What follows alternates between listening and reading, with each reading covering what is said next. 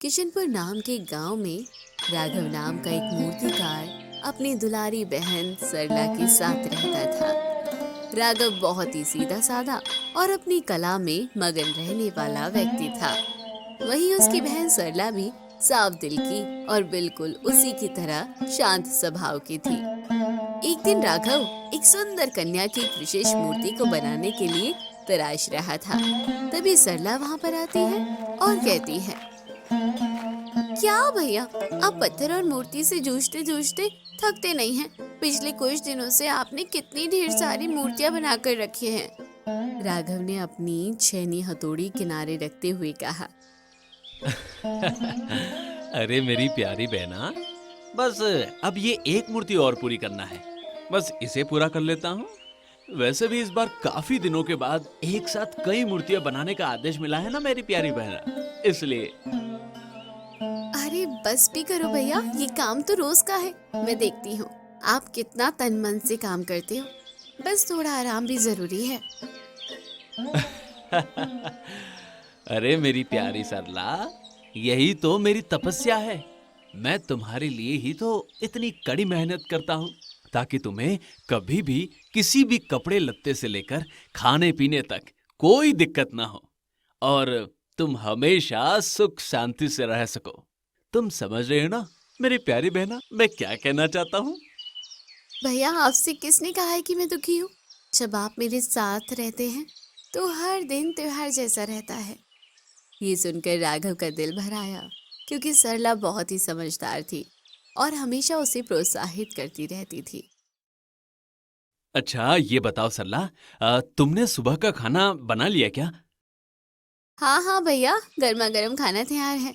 आप जल्दी से मुंह हाथ धोकर घर के अंदर चलिए, मैं खाना परोस देती हूँ। अच्छा अच्छा अच्छा, ठीक है ठीक है। तब तक तुम अंदर खाना परोसो, मैं अभी हाथ मुंह धोकर आता हूँ। ये कहकर सरला वहां से चली जाती है। धीरे धीरे समय गुजरता गया और एक दिन राघव एक सुंदर कन्या की मूर्ति को तैयार कर रहा था। तभी उसने देखा कि उसे उस सुंदर कन्या की मूर्ति तैयार करने के लिए और अधिक पत्थर की आवश्यकता पड़ेगी, और अभी उसके पास बिल्कुल भी पत्थर के टुकड़े नहीं बचे थे। अरे धत तेरे की, इस मूर्ति को तैयार करने के लिए तो अब मेरे पास बिल्कुल भी पत्थर के टुकड़े नहीं बचे हैं। अब मैं इस मूर्ति के आगे का हिस्सा कैसे तैयार करूं? हैं? हम्म, क्या हुआ भैया, आप इतना परेशान क्यों लग रहे हैं? अरे सल्ला, मुझे लगा कि इस सुंदर कन्या की मूर्ति को जल्दी से तैयार कर लूं, लेकिन अब तो अपने पास बिल्कुल पठार के टुकड़े नहीं बचे हैं। अब क्या करें? भैया, आप एक काम करिए, तब तक आप आराम कीजिए। मैं तब तक पत्थर के कुछ टुकड़े लेकर आती हूँ। मैंने जंगल के किनारे एक नई जगह देखी थी जहाँ बहुत सारे पत्थर के टुकड़े हैं। अरे नहीं नहीं सरला, तुम्हें कहीं जाने की जरूरत नहीं है। मैं नहीं चाहता कि तुमको जंगल के रास्ते में कुछ हो जाए। आज के टाइम पर वो जंगल बिल्कुल भी सुरक्षित नहीं है। नहीं, तुम्हें कहीं नहीं जाना है। आप ऐसा क्यों कह रहे हैं भैया? मैं तो कई बार जंगल पहले भी गई थी, मुझे कुछ भी नहीं हुआ। तो अब भला कैसे होगा? मैं जल्दी लौट आऊंगी भैया, आप चिंता मत कीजिए। अरे हाँ हाँ, तुम गई हो, पर जंगल के अंदर के रास्ते कुछ सही नहीं रहे, इसलिए मैं कह रहा हूँ कि वहां जाने की कोई भी जरूरत नहीं है। सल्ला, तुम्हें पता तो है ना, लोग कहते हैं कि जंगल में अजीब अजीब शक्तियां घूमती रहती है। फिर भला मैं तुम्हें वहां कैसे जाने दे सकता हूँ? आप बिना बात के घबरा रहे हैं, मुझे कुछ नहीं होगा। मैं कुछ देर में पत्थर के टुकड़े लेकर लौट आऊंगी, तब तक आप मूर्तियों को सूखने दीजिए। ये कहकर सरला जंगल के किनारे से पत्थर के टुकड़े लाने के लिए चली गई। राघव उसे जाते हुए देख रहा था, पर उसके दिल में एक अजीब सी घबराहट थी। दूसरी तरफ सरला जंगल में आई और जहाँ पर उसने पत्थर के टुकड़े को देखा था, उस जगह को वो ढूंढने लगी। काफी देर हो गई, पर उसे वो जगह नहीं दिखाई दी, जिससे वो थोड़ी परेशान हो गई। बड़ी हैरानी वाली बात है, मैंने कुछ दिन पहले इधर ही वो जगह को देखा था, पर अभी मुझे वो जगह कहीं दिखाई नहीं दे रही। शायद से मैं रास्ता भटक गई हूँ। मुझे लगता है जंगल की ओर अंदर जाना चाहिए, शायद वो जगह वहाँ पर दिख जाए। हाँ, ऐसा ही करती हूँ। ये कहकर सरला जंगल के और भीतर चली गई। काफी देर ढूंढने के बाद आखिरकार उसे वो जगह दिखाई देती है। ओह, तो आखिरकार इतना ढूंढने के बाद वो जगह मुझे मिल ही गई। अभी काम करती हूँ, जल्दी से वहाँ से कुछ पत्थर के टुकड़े मैं अपनी इस टोकरी में लेकर घर चली जाती हूँ, वरना घर पर भैया मेरा इंतजार भी कर रहे होंगे। उसके बाद सरला वहाँ पर जाती है। वहाँ पर जाने के बाद उसकी नजर एक सुंदर कन्या की मूर्ति पर पड़ती है, जिसका सिर्फ कटा सिर ही पड़ा होता है। अरे ये क्या है? एक मूर्ति का सिर, वो भी पत्थर का। शायद से कोई मूर्तिकार यहाँ पर पहले भी आया था और उसने सिर्फ ऊपरी हिस्सा ही बनाकर छोड़ दिया। शायद ये बहुत ही मजबूत पत्थर के टुकड़े की थी, जिस वजह से वो इसके नीचे का हिस्सा बना नहीं पाया। खैर कोई ना, मैं मूर्ति के ऊपरी हिस्से को ले जाती हूँ और इधर से भी कुछ पत्थर के टुकड़े ले लेती हूँ। हाँ, ये सही होगा। इतना कहकर वो उस मूर्ति के ऊपरी हिस्से को और बगल में पड़े कुछ पत्थर के टुकड़े को अपनी टोकरी में रख लेती है और फिर सीधा अपने घर की ओर चली जाती है। कुछ देर बाद वो वहाँ पहुँचती है। अरे ए सरला, अरे तू क्या करने लग गई थी इतनी देर से? अरे तुझे पता है, एक पल के लिए तो मेरी जान ही निकल गई थी। कब से तेरा इंतजार कर रहा हूँ मैं, कब से। अरे भैया, वो क्या है ना, मैं जहाँ पर वो पत्थर खाली जगह देख रही थी ना, उसका रास्ता भटक गई थी। काफी देर ढूंढने के बाद मुझे वो जगह मिली, इसी वजह से देर हो गई। खैर अब तो मैं आ ही गई हूँ ना भैया, अब आपको चिंता करने की कोई जरूरत नहीं है। हाँ हाँ ठीक है। अच्छा, तू जो पत्थर लेकर आई है वो मुझे ला कर दे और यहाँ पर रख दे। जी भैया, ये लीजिए। सरला उस पत्थर की टोकरी को नीचे रख देती है। तभी राघव की नजर उस टोकरी में रखी उस मूर्ति के ऊपरी हिस्से पर पड़ती है। अरे बहना, अरे ये क्या है? ये पत्थर की मूर्ति के ऊपरी हिस्से, ये तू कहाँ से पा गई? ओह, अरे भैया, इसके बारे में तो मैं आपको बताना ही भूल गई थी। ये तो मुझे वहीं पर मिली जहाँ पर ये पत्थर के टुकड़े पड़े थे। मैंने सोचा ये काफी मजबूत पत्थर है, इसी के लिए इसे यहाँ उठा के ले आई। अच्छा अच्छा, चलो अच्छा किया तुमने। मुझे भी ये काफी मजबूत पत्थर लग रहा है। और सबसे बड़ी बात तो ये है कि ये मेरी नई वाली मूर्ति को तैयार करने में भी काम आएगी। चलो ठीक है सरला, अब चलो खाने पीने की व्यवस्था करो, रात भी होने वाली है ना? हाँ, आप सही कह रहे हो भैया। चलो ठीक है, मैं जाती हूँ। इतना कहकर सरला वहां से चली जाती है और अब शाम भी हो चुकी थी, इसलिए राघव अब जल्दी से अपना काम खत्म करने में लग जाता है।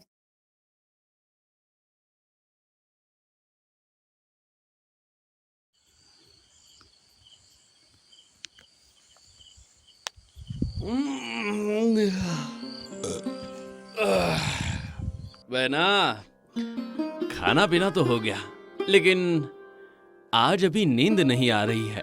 क्यों ना हम लोग थोड़ा कोई किस्सा पूछते हैं, जिससे हमें थोड़ा आनंद भी आएगा और तब तक हमें नींद भी लगने लग जाएगी। भैया, आप सही कह रहे हो। मेरा भी आज बहुत मन है पहेलियां सुनने का।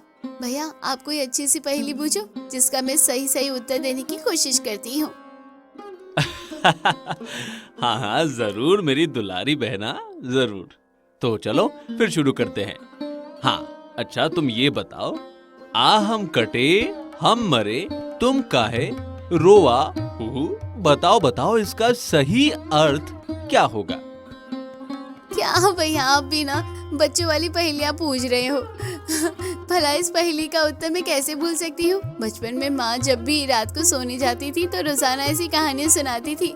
हाँ भैया, इसका सही उत्तर है प्याज। क्यों भैया, सही बोला ना? हाँ बिल्कुल सही जवाब दिया तुमने।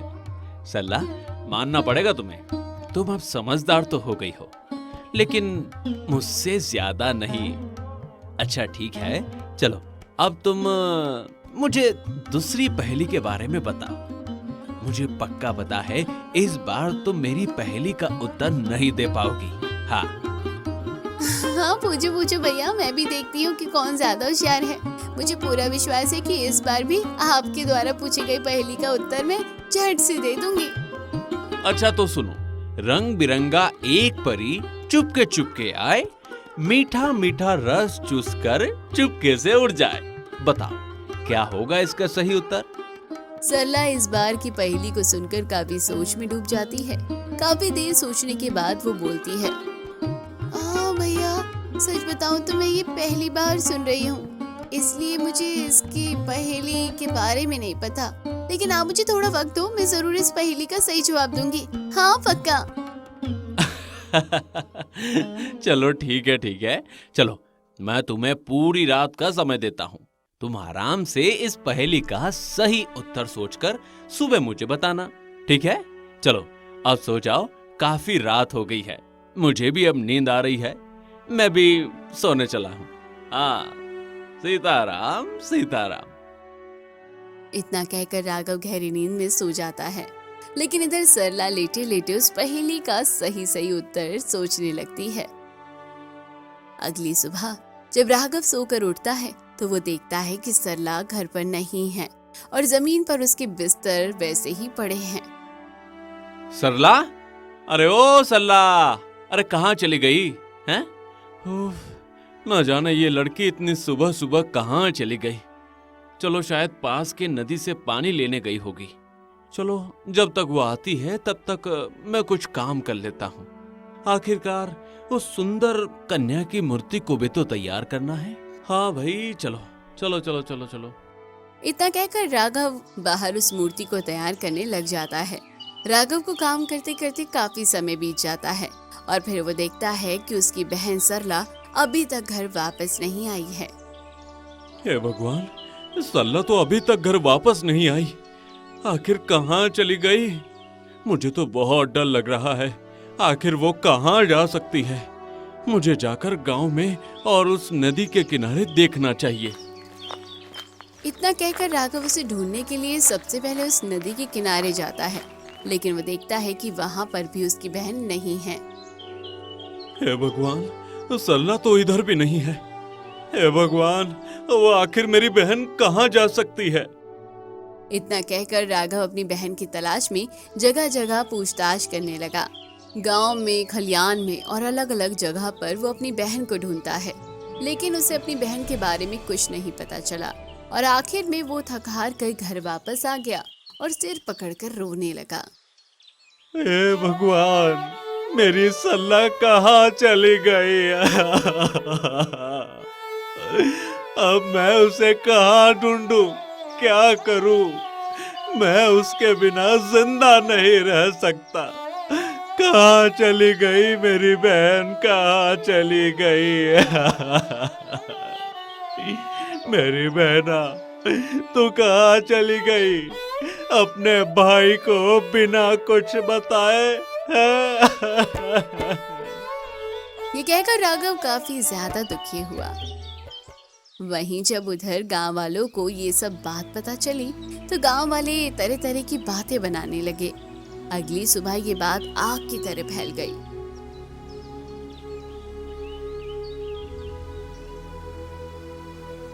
अरे बहन, तुझे पता है कल रात राघव की बहन सरला कहीं चली गई। वो कह रहा था कि कल रात जब वो बिस्तर से उठा तो देखता है कि उसकी बहन रात को कहीं गायब हो गई है। हे भगवान, पता नहीं इस गांव में क्या हो रहा है। अरे नहीं कमला, ये सब लोगों द्वारा की गई अफवाह है। मुझे तो लगता है उसकी बहन ना किसी लड़के के साथ चली गई, कोई चक्कर है और रात को मौका मिलते ही वो उसके साथ भाग गई। न जाने आजकल की लोगों को क्या हो गया है। राम राम राम, ची ची ची ची, ऐसी लड़कियों को चुल्लू भर पानी में डूब मरना चाहिए। हाँ हाँ बहन, तुम बिल्कुल सही कह रही हो, मुझे भी ऐसे ही लगता है। खैर, जो होता है अच्छे के लिए होता है और वैसे भी हमको क्या करना है, अब वो खुद भुगतेंगे। गांव वालों की ऐसी बातें सुनकर राघव काफी ज्यादा दुखी हुआ। हे भगवान, मैं क्या करूं? गांव वाले तो हम लोगों के बारे में इतना उल्टा सीधा कह रहे हैं। भगवान, ये तूने मेरे साथ अच्छा नहीं किया है। अब राघव काफी ज्यादा दुखी रहने लगा था। धीरे धीरे कुछ महीना बीत गया और अभी तक सरला का कुछ पता नहीं लगा। अब राघव अकेले ही पत्थर की मूर्तियां बनाता था। राघव पत्थर को काट ही रहा था कि तभी वहां पर एक सुनहरी चिड़िया आकर बैठ गई। वो चिड़िया देखने में बड़ी ही सुंदर लग रही थी। उसे रंग बिरंगी चिड़िया को देखकर राघव थोड़ा हैरान हुआ। अरे, ये सुनहरी चिड़िया मेरे आंगन में क्या कर रही है? हाँ, देखने में कितनी सुंदर लग रही है, बिल्कुल मेरी बहना सरला के जैसी। पता नहीं मुझे ऐसा क्यों लग रहा है कि जैसे इस चिड़िया के रूप में मेरी बहन मेरे सामने बैठी है। अरे नहीं नहीं, भला ऐसा भी कभी होता है क्या? मैं भी ना। हुर्र, भाग जा चिड़िया, अरे भाग जा चिड़िया, यहाँ क्या कर रही है? अरे चली जा मेरी माँ, चली जा।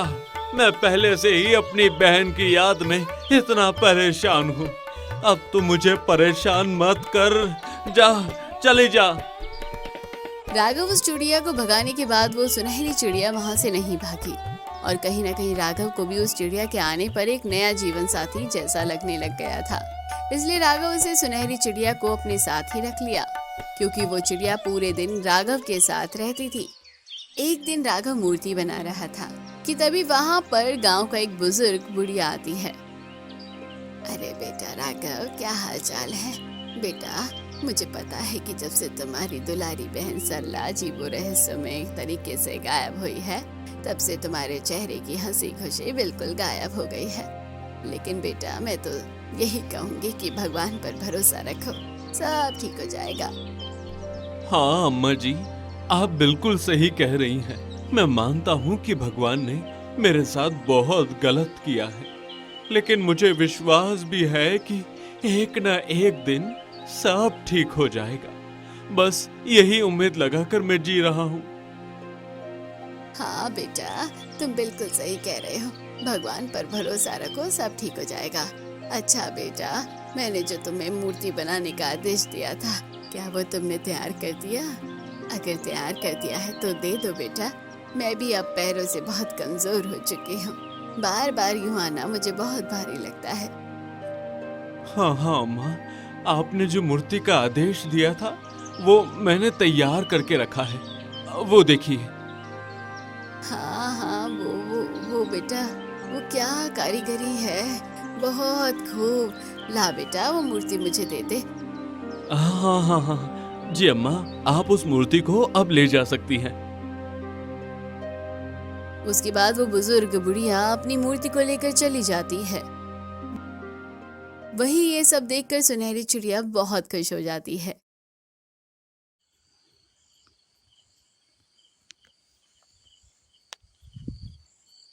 राघव आराम से बिस्तर पर गहरी नींद में सो रहा था कि तभी अचानक से उसके कानों में आवाज सुनाई दी। भैया मुझे बचाओ, मैं यहाँ पर कैद हूँ, मुझे बचाइए भैया, आप ही मुझे यहाँ से बचा सकते हैं। मैं जहाँ से मूर्ति बनाने के लिए कुछ पत्थर के टुकड़े लाने को जंगल के भीतर गई थी ना, इसी जगह पर मुझे कैद कर लिया गया है, भैया बचाओ, भैया बचाओ। राघव अपनी बहन सरला की आवाज सुनकर उठ गया। हे भगवान, सरला, ये कैसा सपना था? बाप रे बाप, इतना भयावह सपना जिसमें मेरी बहन उस जंगल के भीतरी हिस्से में कैद थी। हे भगवान, ये क्या था? मुझे कुछ समझ नहीं आ रहा है। पता नहीं ये सच है या फिर बस ये एक सपना ही था। नहीं नहीं नहीं, ये एक सपना भले ही हो सकता है, लेकिन इसमें मेरी बहन साफ साफ बयां कर रही है कि इसमें जरूर कुछ न कुछ तो सच्चाई है। कल सुबह होते ही मैं उस जंगल के भीतरी हिस्से में जरूर जाऊंगा। क्या पता सच में मेरी बहन मुझे मिल जाए। इतना कहकर राघव फिर से सो जाता है और जैसे ही सुबह होती है, राघव वो सुनहरी चिड़िया के साथ उस जंगल के भीतरी हिस्से की ओर जाने लगता है।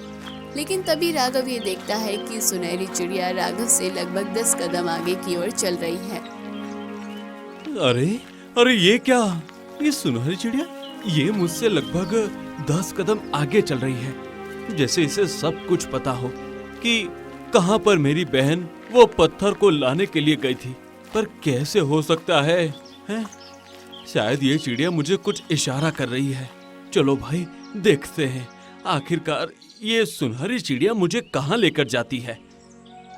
इतना कहकर राघव उस सुनहरी चिड़िया के पीछे पीछे जाने लगता है। तभी कुछ दूर चलने के बाद वो चिड़िया राघव को उस जंगल के भीतरी स्थान पर लेकर जाती है, जहाँ पर उसकी बहन सरला पत्थर के कुछ टुकड़े लाने के लिए गई थी। अच्छा, शायद यहाँ से ही मेरी बहन पत्थर के टुकड़े लेकर गई थी। वाह सुनहरी चिड़िया, तुमने कमाल कर दिया। मुझे तो आज तक पता भी नहीं था कि तुम इतनी समझदार भी हो। तभी राघव की नजर उस पत्थर के पिछले हिस्से में जहाँ दो मूर्तियां उसे दिखाई देती है, जिसमें से एक मूर्ति तो सिर्फ धड़ का निचला हिस्सा होती है और उसके बगल में जो मूर्ति होती है वो किसी और की नहीं बल्कि राघव की बहन सरला की है। राघव ये सब देखकर दंग रह जाता है और वहां पड़ जाता है। कौन है भगवान? अरे भगवान, ये तो मेरी सरला की मूर्ति है। सरला ये कैसे हो सकता है? मैंने जो कल रात सपने में देखा था वो सब बिल्कुल सच सच मेरे सामने खड़ा है। सरला, सरला मेरी बहन, सरला तो इस पत्थर की मूर्ति में कैसे बदल गई? भगवान, ये सब क्या देख रहा हूँ मैं? राघव फूट फूट कर रोने लगता है। तभी उस कटे धड़ वाली मूर्ति से एक रहस्यमयी आवाज आती है।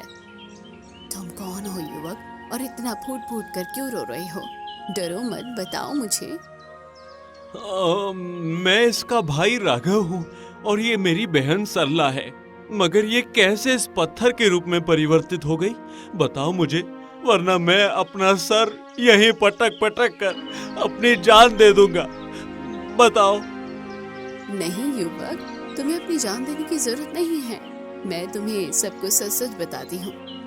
सुनो, उस दिन तुम्हारी बहन सरला जब यहाँ से पत्थर के कुछ टुकड़े लेने आई थी, तब उसने कुछ पत्थर के टुकड़ों के साथ साथ मेरी ऊपरी हिस्सा, कटा हुआ सिर को अपने साथ लेकर वो चली गई थी, जिस वजह से उसे मेरे पत्थर की श्रापित शक्तियों से लग गई, जिस वजह से वो एक पत्थर की मूर्ति में परिवर्तित हो गई।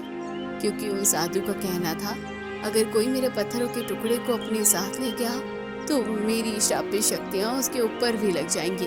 बस यही कारण है कि तुम्हारी बहन सरला आज इस पत्थर की मूर्ति का शिकार हो गई। क्या सच में? अच्छा, ये श्रापित मूर्ति की वजह से हुआ है क्या? आप ये बता सकते हैं कि ये इसे ठीक करने का कोई उपाय नहीं है? उपाय है।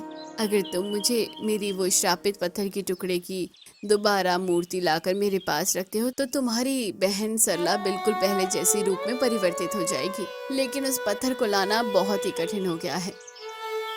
मैं वो पत्थर के टुकड़े को लेकर आऊंगा, लेकिन मैंने तो उस पत्थर को एक बूढ़ी अम्मा को मूर्ति के रूप में तैयार करके दे दिया था, और सबसे बड़ी दिक्कत तो ये है कि मैं उस बूढ़ी अम्मा को जानता भी नहीं कि वो कहाँ रहती है।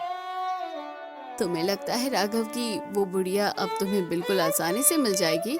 नहीं नहीं, अब वो तुम्हें बिल्कुल आसानी से नहीं मिलेगी, क्योंकि वो बुढ़िया बहुत ही खड़ूस है। ये सुनकर राघव थोड़ा उदास हुआ, पर उसे अपनी बहन सरला को फिर से पहले जैसा जो बनाना था, जिस वजह से उसने कहा, कोई बात नहीं, मैं उस बूढ़ी औरत के पास जाऊंगा। आप मुझे बस उस बुढ़िया का रास्ता बता दीजिए कि अभी के समय पर वो बुढ़िया कहाँ पर वो रहती है। उसके बाद आप सारा काम मेरे ऊपर छोड़ दीजिए। ठीक है, मैं तुम्हें वहां तक पहुंचने का रास्ता बताती हूँ। अगर तुमने उसका दिल जीत लिया तो तुम्हें मेरे उस श्रापित पत्थर का हिस्सा मिल जाएगा, और उसी की मदद से तुम अपनी बहन को पहले जैसा ठीक कर पाओगे। उसके बाद वो श्रापित मूर्ति ने राघव को उस बूढ़ी औरत तक पहुंचाने का रास्ता बता दिया, और फिर राघव उसी रास्ते से निकल पड़ा। राघव धीरे धीरे जा रहा था और सुनहरी चिड़िया भी उसके कंधे पर बैठी थी, जिस वजह से राघव को काफी तसल्ली होती है। काफी देर चलने के बाद वो बुढ़िया के उस जंगल में प्रवेश करता है, और फिर सामने की ओर एक पुरानी झोपड़ी दिखाई देती है, जिसमें वो बुढ़िया रहती थी। लगता है यही वो झोपड़ी है जहाँ पर वो बूढ़ी अम्मा रहती है।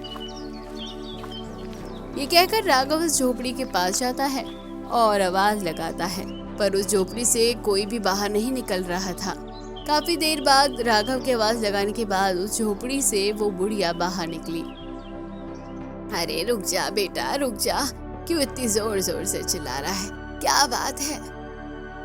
बूढ़ी अम्मा, आपने मुझे पहचाना? मैं किशनपुर गांव का मूर्तिकार राघव हूँ। हाँ हाँ बेटा, अच्छे से पहचान रही हूँ। भला तुम जैसे नेक दिल इंसान का कैसे भूल सकते हैं। क्या हुआ बेटा, क्या बात है जो तुम्हें आज मेरे यहाँ आना पड़ा? दादी अम्मा, मैं आपके पास बहुत जरूरी कार्य की वजह से आया हूँ। कृपया मेरी मदद कीजिए बूढ़ी अम्मा। क्या हुआ बेटा, बोलो तो सही, आखिर मैं तुम्हारी क्या मदद कर सकती हूँ? उसके बाद राघव उन बूढ़ी अम्मा को सारी बातें विस्तार पूर्वक बताने लगता है। मत रो बेटा, मैं तुम्हारी बहन के प्रति इतना प्रेम देखकर खुद दंग रह गई। भला कोई किसी के लिए अपनी जान तक देने को कैसे राजी हो सकता है। बेटा, मैं तुम्हारी मदद करूंगी और तुमने जो शापित पत्थर के टुकड़ों को मेरी मूर्ति के हिस्से में लगाया है, मैं तुम्हें वो अवश्य दूंगी। वैसे तो बेटा वो मूर्ति अब मेरे लिए कोई भगवान से कम नहीं है, लेकिन फिर भी मैं तुम्हें उसका टुकड़ा देने के लिए तैयार हूँ। ले जाओ बेटा। सच में आपका बहुत बहुत धन्यवाद बूढ़ी अम्मा। उस श्रापित मूर्ति ने जिस हिसाब से आपके बारे में बताया था, उस हिसाब से तो बिल्कुल भी आप मुझे बुरे नहीं लगे। जो भी है, लेकिन आपका बहुत बहुत धन्यवाद अम्मा।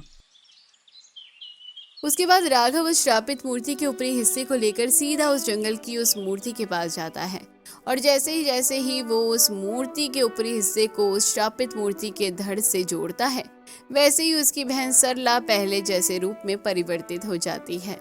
ये देख राघव बहुत खुश होता है। आपका बहुत बहुत धन्यवाद। मुझे नहीं पता था कि अब मैं अपनी बहन को दोबारा भी कभी देख पाऊंगा। ऐसा लगा था कि मैंने अपनी बहन को हमेशा के लिए खो दिया था, लेकिन आज आपकी वजह से मेरी बहन मेरे सामने खड़ी है। आपका बहुत बहुत आभारी हूँ मैं। इसके बाद वो शापित मूर्ति को धन्यवाद बोलकर उस सुनहरी चिड़िया के साथ घर वापस आ जाते हैं। अगली सुबह उन लोगों की एक नई जिंदगी की शुरुआत होती है। राघव उठा और मूर्तियां बनाने की तैयारी करने लगा और अब सरला और सुनहरी चिड़िया दोनों ही साथ में मिलकर राघव का हाथ बटाती थी। तभी वहाँ पर गांव की एक औरत आती है। अरे ओ राघव भैया, ये सरला आखिर वापस कब आई? ये तो कहीं गुम हो गई थी ना। आखिर भला ये रातों रात कहाँ से गायब हो गई थी और ये कहाँ से वापस आ गई, हमें तो पता ही नहीं चल रहा। अरे मुझे ऐसा क्यों लग रहा है कि सरला के वापस आने से आपको बड़ा ही दुख हुआ। हाँ, सरला कल ही वापस आई है और आप लोग तो न जाने मेरी बहन के बारे में पता नहीं कितनी उल्टी सीधी बातें बोले थे। देखो भाभी, मैं प्यार से बोल रहा हूँ, यहाँ से निकल जाओ, वरना मुझसे बुरा कोई नहीं होगा। चलिए निकल जाइए यहाँ से। उसके बाद वो औरत बहुत ही शर्मिंदा हुई और वहां से चली गई। और अब सरला और राघव और वो सुनहरी चिड़िया तीनों खुशी खुशी रहकर अपना जीवन व्यतीत करने लगे।